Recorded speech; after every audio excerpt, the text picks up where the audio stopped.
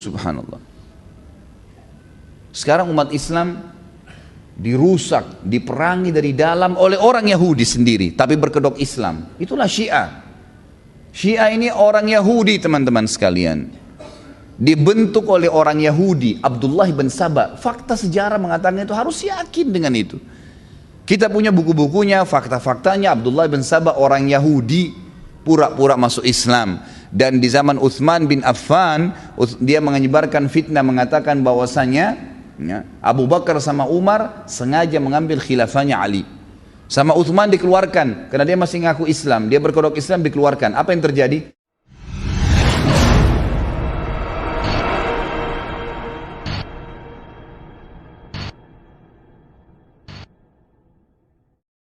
Bismillahirrahmanirrahim. Subhanallah. Sekarang umat Islam dirusak, diperangi dari dalam oleh orang Yahudi sendiri, tapi berkedok Islam. Itulah Syiah. Syiah ini orang Yahudi, teman-teman sekalian. Dibentuk oleh orang Yahudi, Abdullah bin Saba. Fakta sejarah mengatakan itu, harus yakin dengan itu. Kita punya buku-bukunya, fakta-faktanya. Abdullah bin Saba orang Yahudi, pura-pura masuk Islam. Dan di zaman Utsman bin Affan, dia menyebarkan fitnah mengatakan bahwasanya Abu Bakar sama Umar sengaja mengambil khilafahnya Ali. Sama Utsman dikeluarkan karena dia masih ngaku Islam, dia berkedok Islam, dikeluarkan. Apa yang terjadi? Dia buat tim demonstran, kemudian masuk memprotes Utsman sampai terbunuh Utsman. Buku-buku ahli sunnah semua sepakat. Ahli sunnah siapa? Yang mengikuti sunnah Nabi SAW mengatakan yang membunuh Utsman bin Affan adalah Abdullah bin Saba, si Yahudi yang pura-pura masuk Islam. Kita punya buku sejarah, ini bukan karangan saya ini. Kemudian di zaman Ali jadi khalifah, dia masuk, disebarin fitnah baru. Abu Bakar, Umar, Utsman, karena Utsman sudah mati, dia bilang juga mengambil khilafahnya Ali. Sama Ali ditangkap di depan orang-orang semua, lalu Ali tanya, apa kau yang mengatakan kalimat itu? Bahwasanya Abu Bakar, Umar, Utsman merebut khilafah saya dan saya lebih afdal daripada mereka. Kata Abdullah bin Saba, iya, memang dia mau sebarin fitnah. Kata Ali, kau harus taubat, kalau tidak saya akan hukum kamu dengan haddul muftari, hukum cambukan bagi pendusta, 80 kali jerat. Lalu kata dia, saya tidak mau, karena saya yakin memang kamu, memang itu fitnahnya dia yang dia ingin sebarin tengah-tengah umat. Lalu yang terjadi, kata Ali, kalau kau tidak mau taubat juga saya akan kisos kamu, kau akan dibunuh karena kau menyebarkan fitnah. Semua sahabat tidak ada yang khilaf bahwasanya rentetan Abu Bakar, Umar ini paling afdal di kalangan sahabat. Sudah kita jelaskan tablik akbar yang lalu, pada saat jelaskan Abu Bakar dan Umar panjang lebar 4 jam lebih. Lalu apa yang terjadi, teman-teman sekalian? Kata Ali, saya akan bunuh kamu. Dia bilang, kalau kau bunuh saya wahai Ali, kau adalah Tuhan. Sampai pada fitnah yang lebih besar, dibunuh sama Ali. Abdullah bin Saba dalam sejarah ahli sunnah dibunuh oleh Ali radhiyallahu anhu. Pemahaman Syiah, kalau orang pakai akal sehat, dia akan faham ternyata pemahaman ini bukan dari Islam.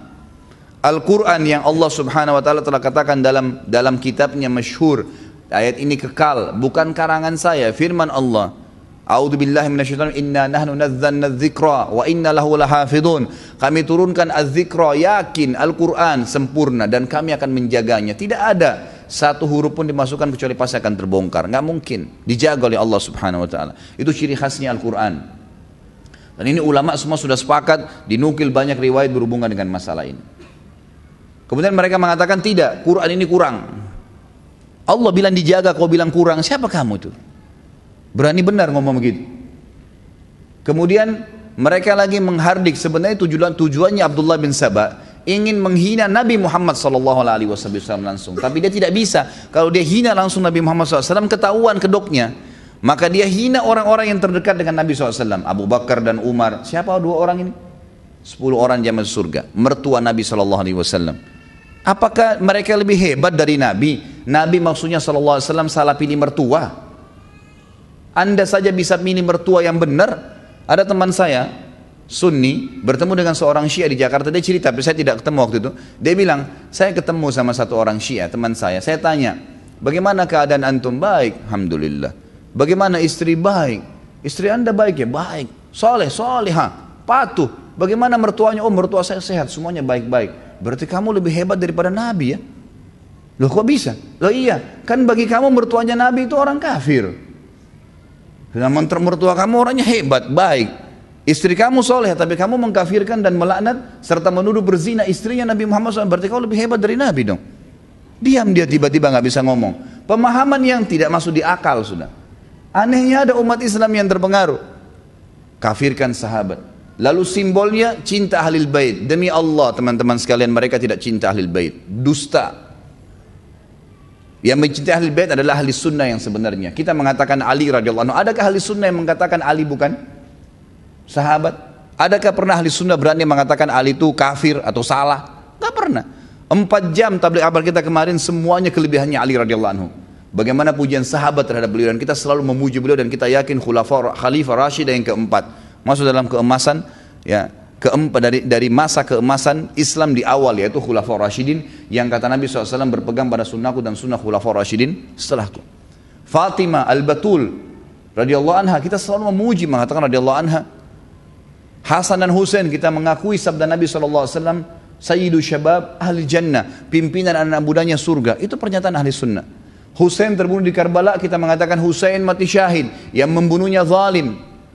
Nggak ada ahli sunnah mengatakan Husain kafir misalnya, kita membenci. Ini kan sekarang dibuat kesannya di tengah-tengah umat oleh orang-orang Yahudi yang membuat pemahaman ini. Kesannya kita ini membenci Ali, membenci Ahlul Bait, membenci Hasan Husain. Dari mana ini? Tidak ada pemahaman yang bentrok antara ahli sunnah dengan Syiah yang sekarang mereka angkat simbolnya. Nggak ada. Gitu kan? Kitab Ahlul Bait kita hormatin. Bahkan mereka hanya membatasi Ahlul Bait hanya kepada Ali, Hasan, Husain dan Fatimah. Sementara ahli sunnah lebih global. Istri-istri Nabi juga masuk dalam keluarga Nabi SAW. Terbukti kita tahu dalam riwayat Bukhari. Tentu orang Syiah tidak yakin riwayat ini, dan kita tidak peduli dengan itu. Kita punya sanad yang jelas dalam riwayat Bukhari. Salah satu salawat yang kita dianjurkan baca sebelum salam, selain Allahumma salli ala Muhammadin wa ala ali Muhammad kama sallaita ala Ibrahim wa ala ali Ibrahim dan seterusnya, ada juga Allahumma salli ala Muhammadin wa azwajihi wa dzurriyyatihi kama sallaita ala ali Ibrahim. Ya Allah, berikanlah salam untuk Muhammad sallallahu alaihi wasallam dan istri-istrinya serta juga keturunannya. Ini salah satu salawat yang kita yakini kebenarannya. Ada istri masuk di sini, gitu kan? Antum sekarang bahasa Indonesia deh, secara akal sehat. Kalau lagi buat kartu keluarga, istri masuk dalam keluarga nggak? Orang Syiah kalau ditanya itu dia bingung jawab tuh. Istri antum masuk dalam keluarga nggak? Masuk. Bahkan setelah nama kepala keluarga si laki-laki langsung istrinya bagian daripada keluarga itu. Jelas, gitu kan? Kalau kita mengatakan masuk dalam keluarga, bagaimana caranya tidak? Secara akal sehat saja itu sudah jelas. Ada statement bahkan yang hampir mereka sepakati, mereka mengatakan Nabi Muhammad, kita mengatakan sallallahu alaihi wasallam, Allahu a'lam mereka. Mereka mengatakan statement bahwasanya Nabi Muhammad sallallahu alaihi wasallam masuk surga tapi kemaluannya di neraka. Statement itu dilempar. Alasannya kena menikah dengan Aisyah. Siapa kamu itu? Di zaman Nabi SAW turun firman Allah kekal dalam Al-Quran. Surah An-Nur ayat 2 dan ayat 23. Pada saat Aisyah difitnah oleh pimpinan munafikin, Abdullah bin Abi Salul. Kemudian dia mengatakan bahwasanya Aisyah berzina dengan Safwan. Turun surah An-Nur menyuruh Nabi SAW mencambuk mereka karena mengatakan Aisyah berzina. Ada beberapa sahabat yang dicambuk termasuk pimpinan munafikin itu. Sekarang mereka ulangi lagi perkataan itu. Kata Imam Az-Zahabi dan ulama-ulama sunni yang lainnya mengatakan siapapun yang mengatakan Aisyah berzina mengikuti konsep awalnya sebelum turun surah An-Nur, maka hukumnya berlaku surah An-Nur pada mereka. Ikut-ikutan tetap dicambuk 80 jerah. Gitu kan? Kalau mengkafirkan sahabat berarti dia yang kafir, karena kata Nabi SAW, tidak ada seseorang pun yang mengatakan kepada saudaranya muslim kafir kecuali akan kembali ke salah satunya. Kira-kira kalau ketemu Abu Bakar dengan satu orang dari orang Syiah ini, siapa yang kita mau katakan kafir? Bagaimana bisa mau dikatakan sahabat Nabi kafir? Hidup melihat Nabi dengan mata kepala saja sallallahu alaihi wasallam sudah sebuah fadilah. Definisi sahabat harus lihat Nabi dengan mata kepala, harus beriman pada beliau pada saat itu dan meninggal dalam keyakinan itu baru dikatakan sahabat. Kita tahu ada orang-orang seperti Uwais Al-Qarni, gitu kan? Kemudian Shuraih Al-Qadi, ada beberapa yang dikenal dengan tabi'in besar, dalam buku-buku ahli sunnah yang kita jadikan rujukan dan punya sanad yang jelas, mereka hidup di zaman Nabi SAW, beriman pada Nabi, menjadi orang soleh yang luar biasa, sampai tidak kenal kisah Uwais Al-Qarni, sampai tidak kenal kisah Syuraih Al-Qadi yang terkenal dengan kesolehan mereka, kezuhudan mereka. Tapi karena tidak pernah lihat Nabi SAW dengan mata kepala, maka dikatakan dia kalangan tabi'in, bukan kalangan sahabat. Jadi nggak gampang itu mencapai derajat sahabat. Ini nggak dikafirkan. Kenapa? Abdullah bin Sabah tahu asas kita adalah Al-Quran. Dikatakan Al-Quran itu kurang. Asas kita menerima hukum Allah dari mana? Dari Nabi SAW. Nabi ajarkan ke siapa? Dari sahabat. Kalau sahabat dipangkas oleh mereka, maka otomatis mereka harus punya sumber lain yang sampai kepada Nabi. Dikarang-karang riwayat yang tidak jelas sanadnya. Jadi ini jelas pemahaman dari orang Yahudi di tengah-tengah umat Islam, yang masuk tengah umat Islam untuk memerangi kaum muslimin. Orang bodoh yang ngikutin itu. Dan ini tidak boleh didiamkan. Subhanallah, di negara-negara yang ada ahli sunnah, tidak pernah ahli sunnah membunuh satupun orang Syiah kecuali buat makar. Tidak pernah. Di Saudi mereka kalau yang berfaham Syiah dikenal dengan Houthi, itu mereka masih punya warga negara. Di Indonesia selama mereka tidak buat makar, pernah ahli sunnah ganggu Syiah? Nggak pernah. Tapi pada saat mereka memimpin, ikhwan dan akhwat sekalian, lihat di Syria 230.000 jiwa ahli sunnah dibunuh karena pemahaman Yahudi dasarnya. Memerangi umat Islam memang, gitu kan? Di Irak mereka membunuh 150.000 jiwa termasuk Saddam Hussein yang mereka anggap selama ini memerangi mereka. Irak sekarang itu negara keduanya Iran. Kemudian mereka terakhir masuk ke Yaman, membakar tidak kurang dari 1.000 masjid dan rumah-rumah tahfidz Quran serta kampus-kampus Islam, ya, itu kemudian diganti, ditutup. Banyak yang dibunuh, banyak yang diperangi, subhanallah. Ini yang terjadi. Dan pendekatan orang-orang Syiah terakhir dengan pemerintah Yaman hampir sama dengan pendekatan orang Syiah sekarang dengan pemerintah kita.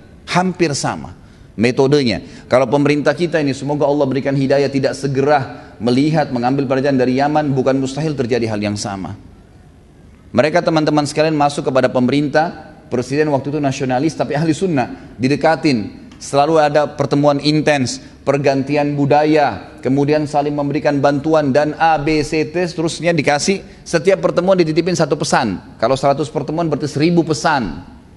Satu kalimat saja sudah 1.000 kalimat, 100 kalimat kalau 100 pertemuan. Yang dimasukkan adalah ahli sunnah itu, tapi dia tidak katakan ahli sunnah. Kalau ahli sunnah kan berarti ahli sunnah. Dibuat momok yang lebih serem atau seram dianggap perlu dijauhi, Wahabi. Ini Wahabi nih, cirinya Wahabi apa? Berjenggot, tidak isbal, sholat berjamaah di masjid, dahinya hitam. Ini orang-orang buruk atau baik dalam agama nih? Ahli sunnah, orang yang dahinya hitam karena sujud. Kalau sholat ke masjid, mereka tidak isbal karena Nabi melarang, karena kalau tutup di bawah mata kaki masuk dalam neraka. Perempuannya berjilbab besar, bercadar, ini yang Wahabi. Diangkat sama mereka, ini lihat teroris nih. Sama konsepnya dengan Yahudi di Israel, cuma ini Yahudi berkedok Islam, gitu kan. Nih lihat nih Wahabi menakutkan, teroris, mereka radikal, mereka tidak bolehkan ini, tidak bolehkan itu dan seterusnya. Apa yang terjadi ikhwah sekalian? Pemerintah Yaman nangkapin tuh ulama-ulamanya ahli sunnah. Setelah ditangkap-tangkapin, orang Syiah sudah merasa tidak ada lagi gangguan. Yang terjadi apa? Mereka lalu membuat pasukan militan mengkudeta pemerintah. Baru berapa hari saja mereka kudeta pemerintah Yaman, mereka sudah pasang di jalan-jalan pelang-pelang besar, itu fotonya Khomeini. Siapa Khomeini? Coba antum baca dia sejarahnya. Orang Yahudi. Subhanallah. Baru mau dikatakan ayatullah. Ayatullah dari mana ini? Ayat syaitan iya. Bagaimana caranya dikatakan ayatullah ini? Mereka berani menyebutkan dalam bukunya innali a'immatuna. Saya baca dalam kitab Al-Kafinya. Manzilatan la yablughu malakul manzilatun la tablughu malakul mukarram wala nabiyyun mursal. Kami ini imam-imamnya Syiah punya kedudukan yang tidak mungkin dijangkau oleh para malaikat dan juga nabi-nabi. Maksudnya kedudukan apa ini? Allah, kedudukan ketuhanan. Orang harus faham kalimat-kalimat yang luar biasa. Fitnah-fitnah terus ditanamkan di tengah-tengah umat. Ini berbahaya sekali. Mereka lakukan, lalu mereka mengeluarkan statement, nanti musim haji ini kami akan serang Mekah dan Madinah. Presiden Yaman tulis surat kepada negara-negara Turk di sekitarnya, 6 negara termasuk Saudi, Raja Salman, semoga Allah menjaga beliau. Coba bantu kami ini, diserang, gitu kan? Subhanallah, di hari-hari sekarang Orang-orang Syiah di Indonesia harus disampaikan nih kepada kaum muslimin dan itu sampaikan kepada semua orang intens menemui presiden dan wapres kita. Intens menemui mereka. Lalu kemudian tidak mungkin pertemuan tersebut tidak diberikan pemahaman, cekokan. Bantuan dari Iran ini segala. Dan sekarang ini ada ratusan ribu jumlahnya orang-orang yang masuk pengungsi dari Iran. Kenapa harus mengungsi di Indonesia? Negaranya nggak apa-apa, gitu kan? Mengungsi dibiayai hidupnya. Bagaimana ini bisa? Saya tidak mengatakan pemerintah kita salah ya. Sebab kita pasti ahli sunnah mendukung pemerintah. Yang salah kita ingatkan. Saya menganggap ini sebuah kekeliruan yang harus diingatkan. Itu mereka Syiah masuk ya. Bahkan ada beberapa teman-teman yang heran. Mereka-mereka ini kalau secara fisik bukan kayak manusia biasa, kayak orang-orang yang sudah terlatih militer. Ngapain masuk ratusan ribu orang ke Indonesia? Bukankah sudah ada pelajaran di Yaman dulu? Bukankah MUI kita, bukan saya, MUI Indonesia yang sudah diakui dari seluruh ormas Islam mengatakan bahwasanya Syiah sesat? Bukankah ulama-ulama sudah mengingatkan? Gitu kan? Bukankah sudah ada pelajaran dari negara-negara sebelumnya? Maka itu yang terjadi. Sekarang di tengah-tengah umat mereka masuk menyerang umat Islam, gitu kan? Itu yang terjadi. Harus hati-hati nih. Sisipkan doa kita di situ. Dari situ